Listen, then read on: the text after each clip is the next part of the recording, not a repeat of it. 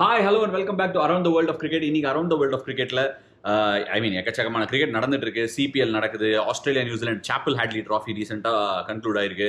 England versus South Africa series test series finish ஆயிருக்கு. Very important test series. World test சாம்பியன்ஷிப்புக்கு வந்து இந்தியாவோட தரப்புலேருந்து வந்து இது ரொம்ப ஒரு முக்கியமான ரிசல்ட். ஆக்சுவலி சவுத் ஆஃப்ரிக்கா அந்த சீரீஸை வின் பண்ணியிருந்தாங்க, நல்லா பர்ஃபார்ம் பண்ணியிருந்தாங்க அப்படின்னா அது வந்து வேற மாதிரி வேர்ல்டு டெஸ்ட் சாம்பியன்ஷிப் டேபிளே புரட்டி போட்டிருக்கோம். But fortunately enough good for English cricket and also sad for South African cricket. But Indian கிரிக்கெட்டுக்கு வந்து டெஸ்ட்டை பொறுத்த வரைக்கும் வேர்ல்டு டெஸ்ட் சாம்பியன்ஷிப்போட சர்க்கியூட்டில் இது ஒரு இம்பார்ட்டண்ட்டான ரிசல்ட். ஸோ அதை பற்றி டிஸ்கஸ் பண்ணலாம். பட் அதுக்கு முன்னாடி இதெல்லாம் பற்றி பேசுறதுக்கு முன்னாடி ஐ தாட் அந்த ஏஷியா கப்பை பற்றி ஒரு டச்சப் கொடுத்துடலாம் அப்படின்னு நினச்சேன். ஏஷியா கப்பை பொறுத்த வரைக்கும் பார்த்தோன்னா ஆப்வியஸ்லி இந்தியாவுக்கு இது ஒரு நல்ல சீரீஸாக அமையலை. ஆப்வியஸ்லி ஃபேன்ஸ் சைட்லேருந்து பயங்கரமாக ஒரு வருத்தங்கள் இருக்க தான் செய்யுது. மல்டிநேஷனல் டோர்னமெண்ட்னாலே நம்ம தோத்துடுறோம் அப்படின்னு சொல்லி ஒரு தரப்பில் ஒரு குற்றச்சாட்டும் இருக்குது. அதே மாதிரி ஒரு disappointment more than anything else. என்னால் அதை புரிஞ்சிக்க முடியுது ஒரு டிசப்பாயின்மெண்ட்டாக. ஏன்னா at one point of time நானே வந்து ஒரு ஃபேனாக இருந்திருக்கேன். ஃபேனாக இருந்து தான் இந்தியன் கிரிக்கெட்டராக இருக்கேன். இந்தியன் கிரிக்கெட் டீமில் விளையாடிருக்கேன் இவ்வளோ வருஷமாக. வேர்ல்டு கப் வின்னிங் டீம்ஸில் இருந்திருக்கேன். வேர்ல்டு கப்லேருந்து நாக் அவுட் ஆன டீம்ஸில் இருந்திருக்கேன். ஸோ என்னால் கண்டிப்பாக புரிஞ்சிக்க முடியுது. Either side of the story என்னால் புரிஞ்சிக்க முடியுது. பட் நான் ஒன்று தான் சொல்லணும்னு ஆசைப்பட்றேன். எஸ், நம்ம வந்து last T20 world cup qualify ஆகலை. இந்த ஏஷியா கப்பும் நம்ம ஃபைனல்ஸ்க்கு குவாலிஃபை ஆக முடியல. But as a country the Indian cricket team வந்து லாஸ்ட் ஒரு என்ன சொல்கிறது, அந்த ஸ்டார்ட் ஆஃப் த 2000ஸ்லேருந்தே சொல்லணும்னா has been a very very good side. I mean ICC டோர்னமெண்ட்ஸில் ரிலேட்டிவ்லி நல்லா பண்ணியிருக்காங்க. உதாரணத்துக்கு நம்ம நியூசிலாந்து எடுத்துக்கலாம். நியூசிலாந்து கூட ஐசிசி டோர்னமெண்ட்ஸில் வந்து ரொம்ப நல்லா பண்ணியிருக்காங்க. பட் ஆன் த டே எப்படி பேன் அவுட் ஆகுதுங்கிறது கிரிக்கெட்டில் ஒரு இம்பார்ட்டண்ட்டான ஒரு ஆஸ்பெக்ட். எஸ்பெஷலி T20 பொறுத்த வரைக்கும் மார்ஜின்ஸ் ரொம்ப க்ளோஸராக இருக்குது. என்ன கேட்டிங்கன்னா இது ஒரு எக்ஸ்கியூஸ் அப்படின்லாம் இல்லை. பட் என்னை பொறுத்த வரைக்கும் நிறைய பாசிட்டிவ்ஸ் இருந்தது இந்தியாவுக்கு இந்த டோர்னமெண்ட்லேருந்து. ஒரு வேர்ல்டு கப்பை தொலைநோக்கி பார்க்கும்போது பாசிட்டிவ்ஸ் கண்டிப்பாக இருந்தது. பாகிஸ்தானோடையும் ஸ்ரீலங்காவோடையும் தோற்ற மேட்ச்லேருந்து கூட பாசிட்டிவ்ஸ் எடுக்க முடியும். But keeping all that aside, yes, not the greatest of campaign. ஒரு ஃபைனல் வந்து பாகிஸ்தானோடையோ ஸ்ரீலங்காவோ ஆடி இருந்தால் அவுட்ஸ்டாண்டிங்காக இருந்திருக்கும். ஸோ இந்த ஏஷியா கப்லேருந்து ஒரு சில விஷயங்களை டச்சப் பண்ணலாம்னு நினச்சேன். ஃபஸ்ட்டு வந்து இந்தியா தரப்புலேருந்து நம்ம சொல்ல வேண்டியது என்னென்னா, ஆப்கானிஸ்தானோட அந்த லாஸ்ட் ரவுண்ட் கேமில் விராட் கோலியோட ஒரு 100 எல்லாருமே எக்ஸ்பெக்ட் பண்ணியிருந்தாங்க. விராட் கோலி எப்படா 100 அடிப்பார், எப்போ அடிக்க போகிறார், அந்த 71st ரன் எப்போ வரப்போகுது அப்படின்னு சொல்லிட்டு லைக் இன் கிரிக்கெட் அப்படின்னு சொல்கிற மாதிரி நான் ரொம்ப ஒரு ஃபர்ம் பிலீவர். என்னோட லைஃப்லேயே வந்து கிரிக்கெட் வந்து முக்கியமாக நிறைய விஷயங்கள் சொல்லி கொடுத்துருக்கு. Cricketing experience, life experience almost ஒன்று தான். கிரிக்கெட்டில் உங்கள் வாழ்க்கையை நீங்கள் எப்படி வாழறீங்களோ அதே மாதிரி தான் கிரிக்கெட்லையும் ட்ரான்ஸ்லேட் ஆகும், ஆன் த ஃபீல்ட் ட்ரான்ஸ்லேட் ஆகும். உங்கள் கிரிக்கெட்டில் நீங்கள் எப்படி உங்களோட லைஃப் எடுத்துகிட்டு போகிறீங்க, உங்கள் ஒர்க் எத்திக்ஸ் எப்படி இருக்கோ, உங்களோட டிசிப்ளின் எப்படி இருக்கோ, அதே மாதிரி தான் உங்கள் லைஃப்லேயும் அந்த டைரக்ட் ரிலேஷன் இருக்கும் அப்படின்னு நான் ரொம்ப ஃபர்மாக நம்புகிற ஒரு ஆள். அதே மாதிரி யாருமே இது எட்டனதர் எக்ஸாம்பிள். அந்த மாதிரி ஒரு இன்சிடென்ட்ஸ் லைஃப் எனக்கு சொல்லிக் கொடுத்த ஒரு பாடமாக நான் பார்க்குறேன். எல்லாருமே வந்து இந்த டெஸ்ட் மேட்ச்சில் அடிப்பார், அந்த ஒன் டேல அடிப்பார், அந்த டெஸ்ட் மேட்ச்சில் அடிப்பார், ஐயோ 70 அவுட் ஆயிட்டார், 60 அவுட் ஆயிட்டார், நல்லா ஆடிந்தார், அவுட் ஆயிட்டார் அப்படின்னு சொல்லியிருந்ததெல்லாம் போக, யாருமே வந்து இந்த ஆப்கானிஸ்தான் மேட்ச் ஒரு T20 மேட்ச்சில், ஏன்னா ஒரு ஜென்ரலாக நம்பர் 3 விளையாடுவார், என்டையர் ஓவர்ஸ் ஆக்குபை பண்ண முடியாது, 20 ஓவர்ஸ் ஃபுல்லாக ஆடினா கூட சம்டைம்ஸ் T20ல 100 அடிக்க முடியாது. பட் 71st 100 இந்த கேமில் தான் வந்தது. இந்தியாவை பொறுத்த வரைக்கும் ஒரு டீம்மேட்டாகவும் சரி, ஒரு கிரிக்கெட் அதாவது என்ன சொல்கிறது, இந்தியன் கிரிக்கெட் டீம் உள்ளே இருக்கிற ஒரு டீம்மேட்டாகவும் சரி, விராட் கோலி இத்தனை வருஷம் பார்த்த ஆளாகவும் சரி, இந்தியன் கிரிக்கெட் ரொம்ப நல்லா பண்ணோன்னு நினைக்கிற ஒரு ஆளாகவும் சரி, இந்த 100 வந்து ஒரு extraordinary sign for Indian cricket and for Virat. அவருக்கே வந்து ஒரு மங்கி ஆஃப் ஹிஸ் பேக் மாதிரி இருக்கும் அப்படின்னு நான் நினைக்கிறேன். நல்ல ரிலீஃப் கொடுத்துருக்கோம். ரொம்ப நல்லா விளையாடினார். மோஸ்ட் இம்பார்ட்டன்ட்லி விராட் கோலி நல்லா விளையாடும் போது அந்த சுவிட்ச் ஆஃப் ஷாட்ஸ், அதாவது வந்து கரெக்டாக ஒரு சில ஷாட்ஸ்லாம் அவருக்கு படும். ஃபார் எக்ஸாம்பிள் இந்த ஒரு புல் ஷாட்டு, அப்புறம் ஸ்டெப் அவுட் பண்ணி ரஷீத் கான் ஒரு ஃப்ளிப் ஒன்று அடிப்பார் 6 ஸ்ட்ரெயிட் மிட் விக்கெட்டில்.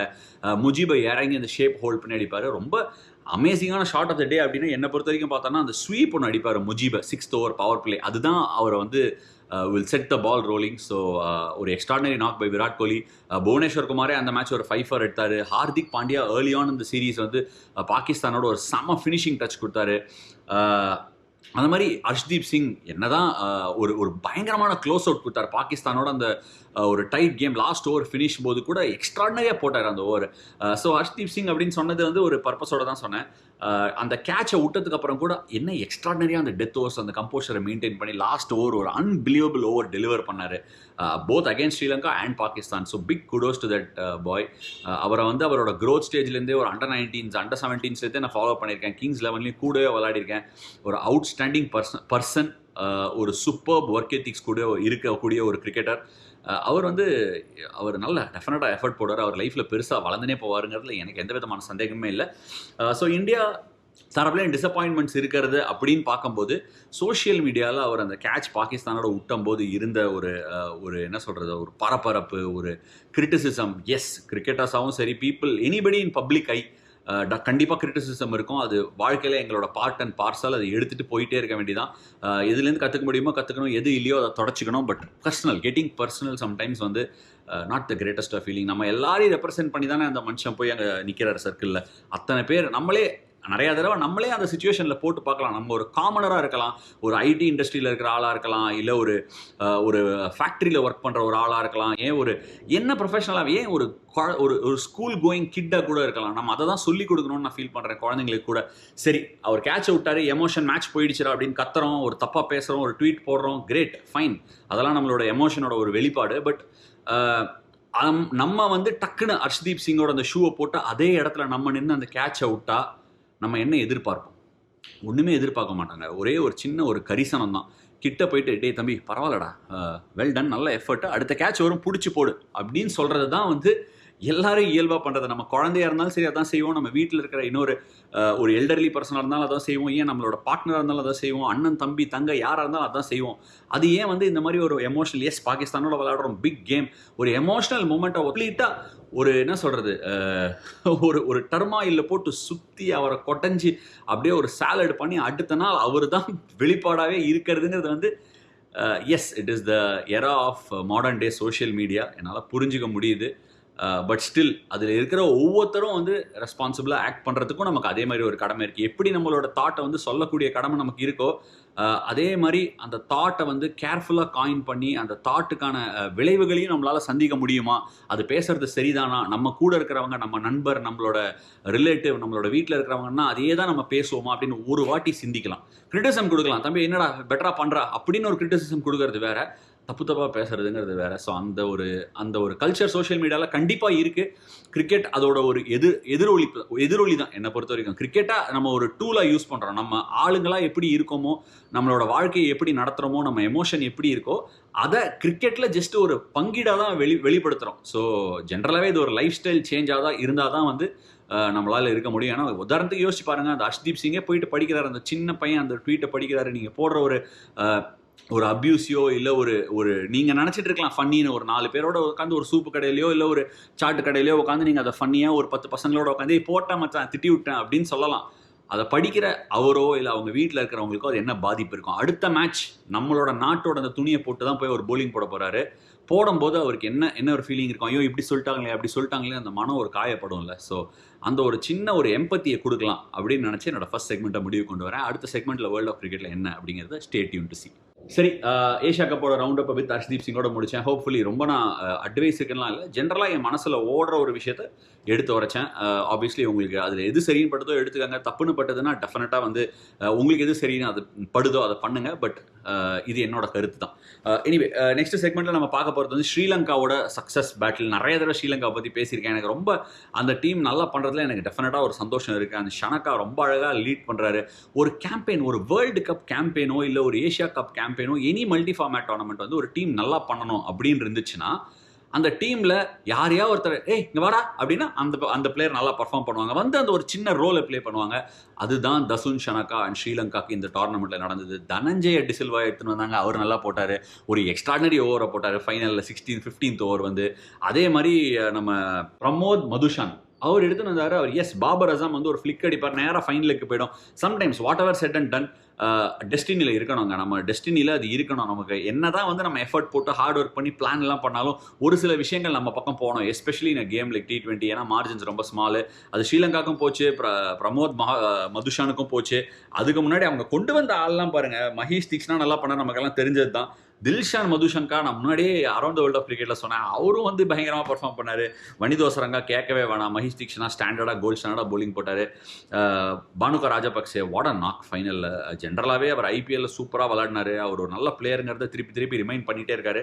ஸ்ரீலங்காவோட இந்த கேம்பெயின் வந்து ஒரு க்ளோரியஸ் கேம்பெயினுங்க. இன்ஃபேக்ட் அந்த country going through so much டெர்மாயில், ரொம்ப கஷ்ட நஷ்டங்களை தாண்டி போகிறாங்க. கிரிக்கெட் அவங்களுக்கு ஒரு ரிலீஃபாக இருந்திருக்கு, ஒரு ஒலியாக இருந்திருக்கு.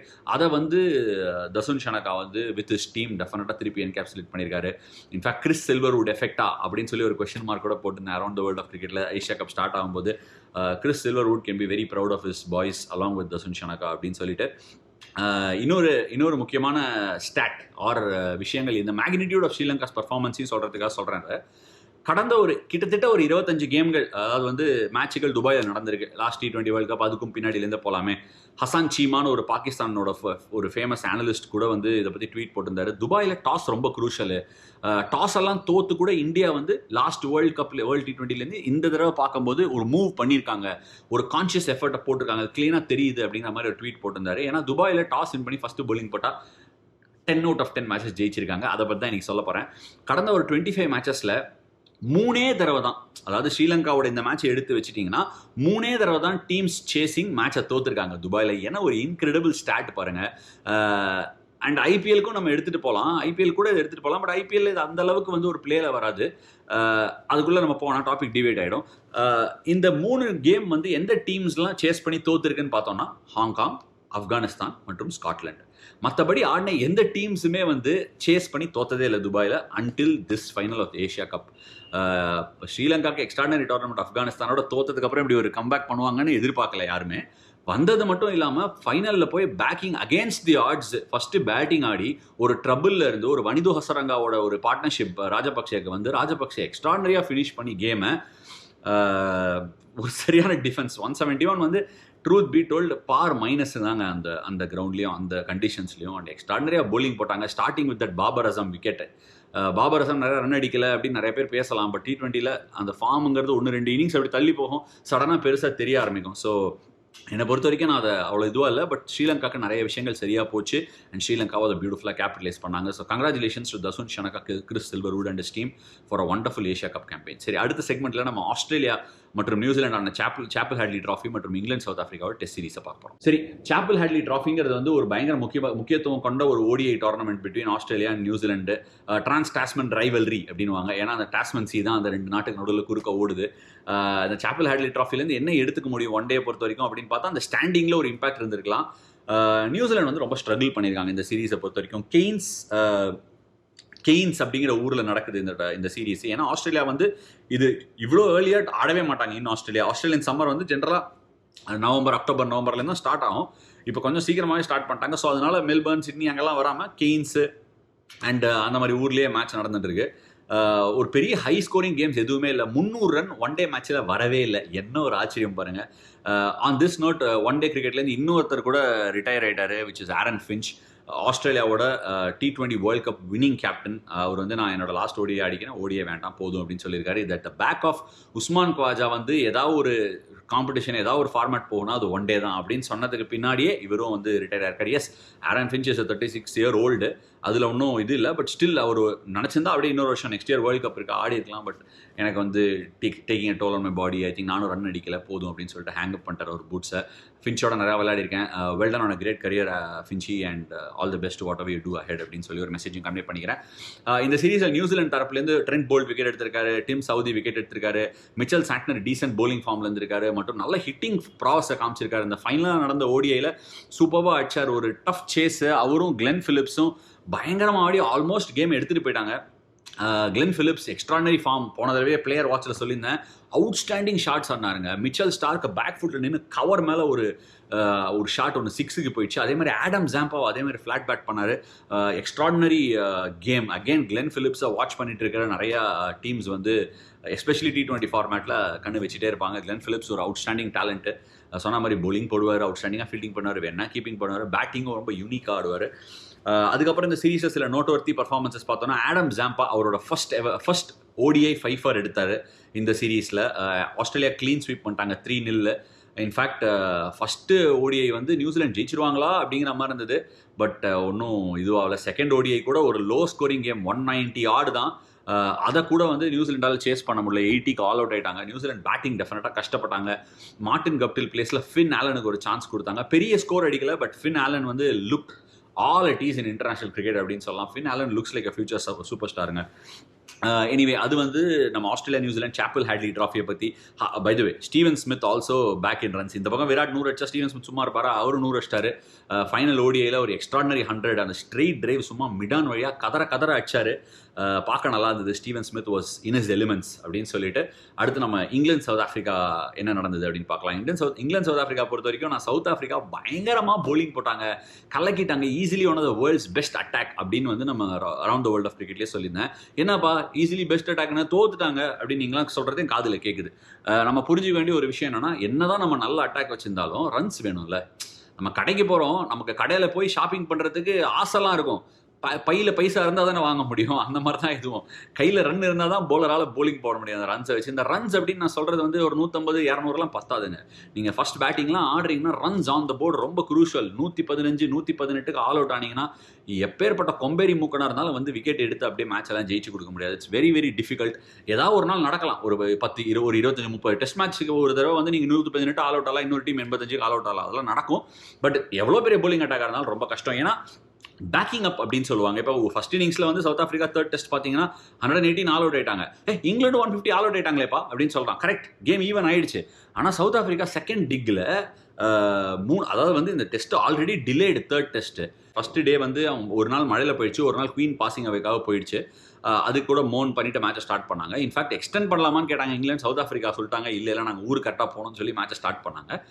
2 பேருமே 100 ஆல் அவுட் ஆயிட்டாங்க. பெரிய லீடு ஒன்றும் இல்லை. இன்ஃபேக்ட் எல்கரும் ஏர்வியும் பியூட்டிஃபுல்லாக ஸ்டார்ட் பண்ணி இந்த லீடையும் வைப் அவுட் பண்ணிட்டாங்க. டப்புன்னு ஆல் அவுட் ஆயிட்டாங்க. ஒரு 100 130 ரன் தான் சேஸ் பண்ணுற மாதிரி இங்கிலாந்துக்கு இருந்தது. இங்கிலாந்து கோஸ்ட் பண்ணிட்டாங்க. கிராலியும் லீஸும் பியூட்டிஃபுல்லாக பேட்டிங் ஆனாங்க. In fact Crawley word on Crawley ரொம்ப கஷ்டப்பட்டுட்டு இருந்தார். அவர் இப்போ தூக்கிடணும் சொல்லிட்டே இருந்தாங்க.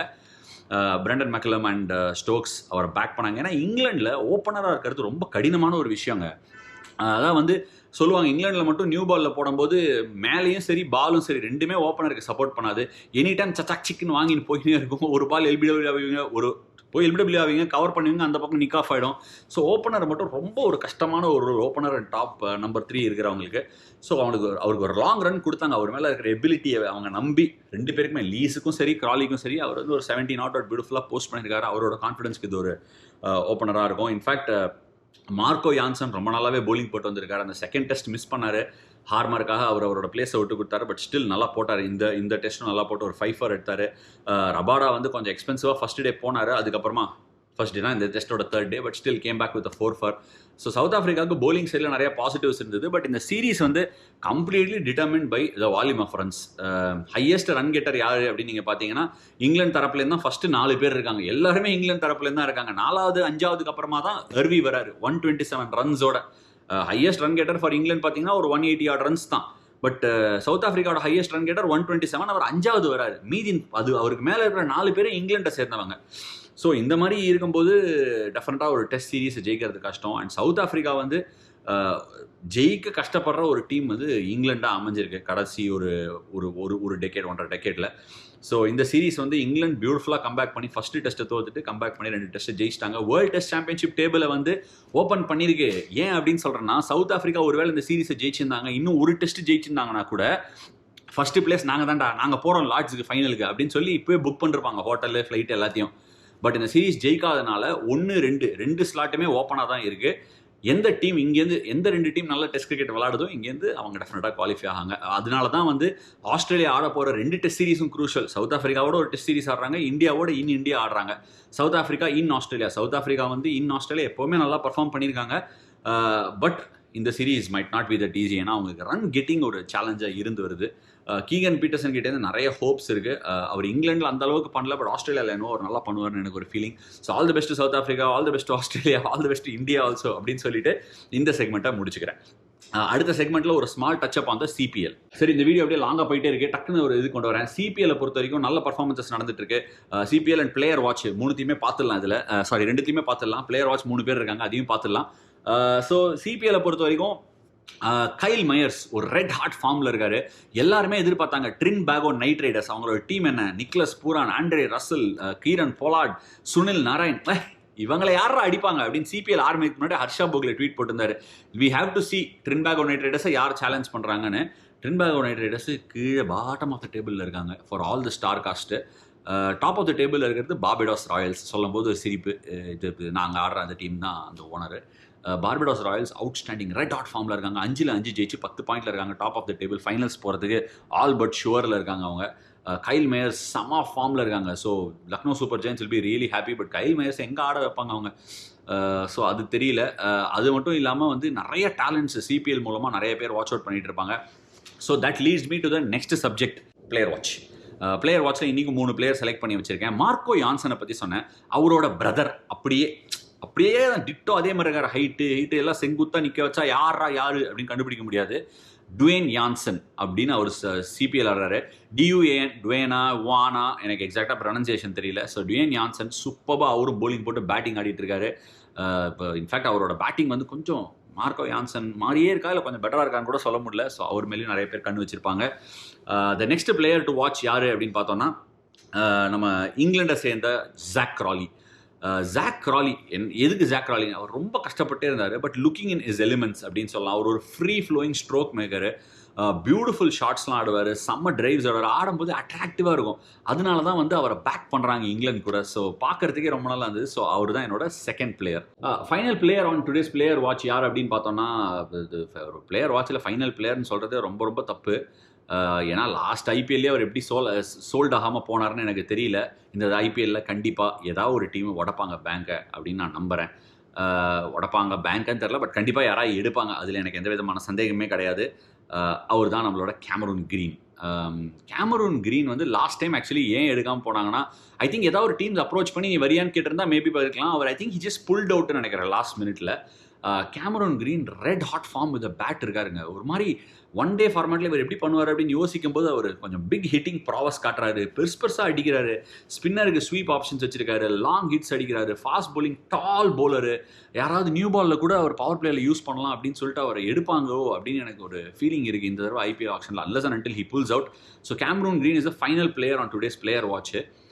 அவர் எப்படி போகிறாரு, T20ஸ்லாம் என்ன பண்ணுறாரு, பிக் பேஷ் இந்த வருஷம் என்ன பண்ணுறாரு, ஒருவேளை விளையாடுவாரா, அவருக்கு டைம் இருக்குமா, அதெல்லாம் வெயிட் பண்ணி பார்க்கணும். பட் பிஃபோர் தட் இன்னும் ஒரே ஒரு ஆள், லாஸ்ட் டைம் அம்பையர் சொன்னேன், நம்மளோட மார்டின் சாகர்ஸ் சொன்னேன். இந்த தடவை ஃபைனலி நிதின் மேனன், நம்ம ஊரை சேர்ந்த அம்பையர், இந்த இங்கிலாந்து சவுத் ஆஃப்ரிக்கா சீரீஸில் அம்பைரிங் பண்ணியிருக்காரு. எக்ஸ்ட்ராடனரியாக பண்ணியிருக்காரு.